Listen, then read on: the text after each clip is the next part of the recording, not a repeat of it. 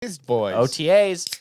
Actually, before Crack them if you got them, son. Before we do OTAs, I want to bring up this video, and I want everyone to sit back and let's try to show Micah some love today. Yeah, because we have been Micah haters lately, haven't we? A little bit. I don't know if we've been Micah. I haven't been a Micah I wouldn't hater. really even say hater. I maybe just wanted more but I think I'm coming to grips with just having him be a really good player. Like a really, really good player. Like I shouldn't want him to be a guy that's out there yelling, and I'm starting to come to terms with that. If he's not the leader talk, you wrote on ye old Twitter today and shared that on the IG, or maybe it was yesterday, I think. But you're over it. You're tweeting? I tweet, yeah. I hop on. Ansel hop on. I hop on. If I'm just sitting there and I have one I'm thinking of, I'll just throw it out. Sometimes I wonder if it's when you're just sitting at home having a couple bevies, watching something, and then you when Ant starts getting active on Twitter, it's like okay, it's funny that you say that because that one actually was because it was I think I said to like at I tweeted at like 11:30 in the because I was going through and I just kept seeing the people talking about Micah being a leader and I was like, this is boring. Okay, well, I love it. He wasn't sitting there. He for sure was like this.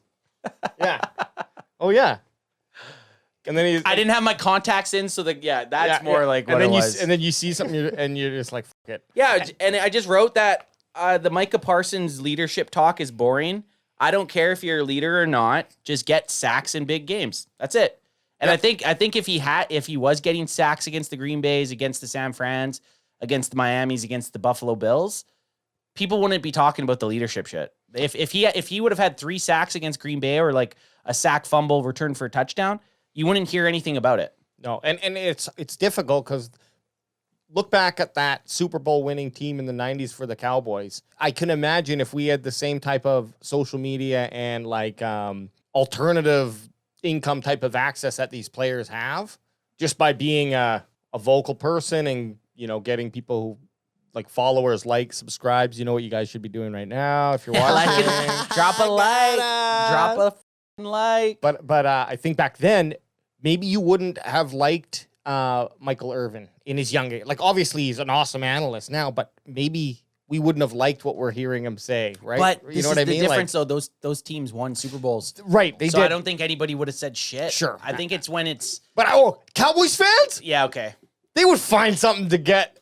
But you also got to think... This is only your 3rd Super Bowl. But you got to think... You need to calm down. These Cowboys fans were born because of those Super Bowls, I was just going to say, yeah.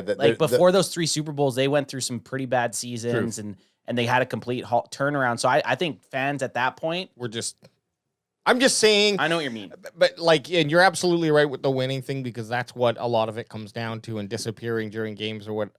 Does anyone care about C.J. Stroud hopping on any podcast with Micah Parsons? You don't hear anyone bitching because they're super excited about what C.J. Stroud did last year. Truth. Right? So it's once C.J. Stroud starts, if he has a podcast or he's on a Wednesday night show during the season, and he goes into a game, an important game, and he throws 3 picks, guaranteed people will start saying, well, maybe if you weren't on a podcast...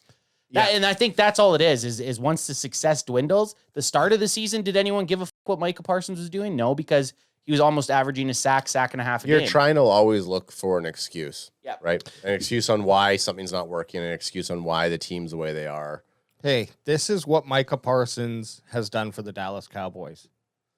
He's had 213 combined tackles, 142 solo tackles, and this is in 3 seasons. 40 and a half sacks. That's pretty legit. 7 forced fumbles, 4 fumble recoveries, a touchdown. We saw that, baby. Yes, we did. We were dressed up. I was dressed up like Madonna. And 8 passes deflected. Now, we're not going to read 8 passes deflected? Yeah, wow. we won't read his playoffs.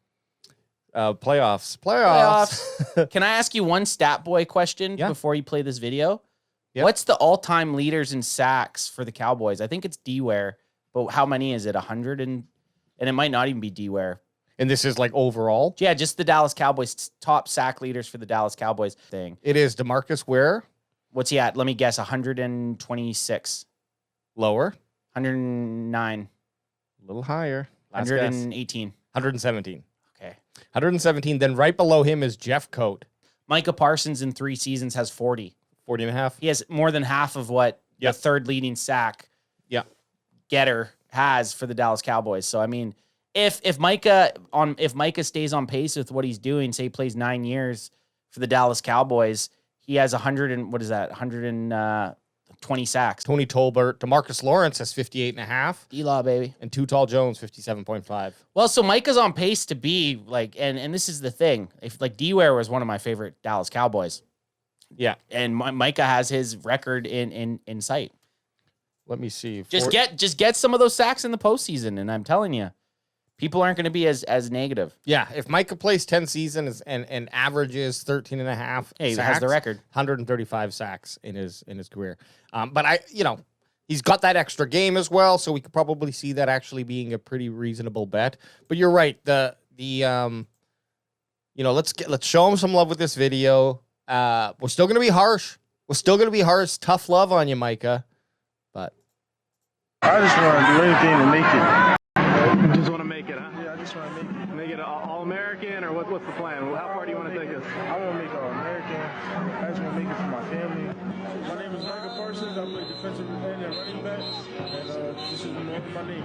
As a freshman, Parsons' playing time was limited. And I would just go to coach and say, man, how do I get on the field just a little bit more? I was eager to learn.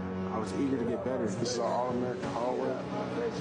And I would just every day, just saying I'm going to build this wall. In a social media post, Parsons let everyone That's the know picture he they have on planned the wall? being a first-team All-American. With like the post. In his sophomore year, he began to dominate. Where do you really want to go? What's the ideal spot? Obviously my dream location was Dallas. I'm going Dallas. If it's Dallas, I'm crying. And everyone says he wants to be a f***ing Eagle. I know, I or hate it. Texan. Hey, Micah, Yes, sir.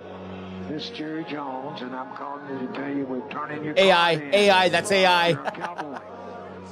it's fake. This is all I ever wanted, man. You don't think it's too big for you to be a Cowboy, do you? Nah, not at all. Sometimes it can be.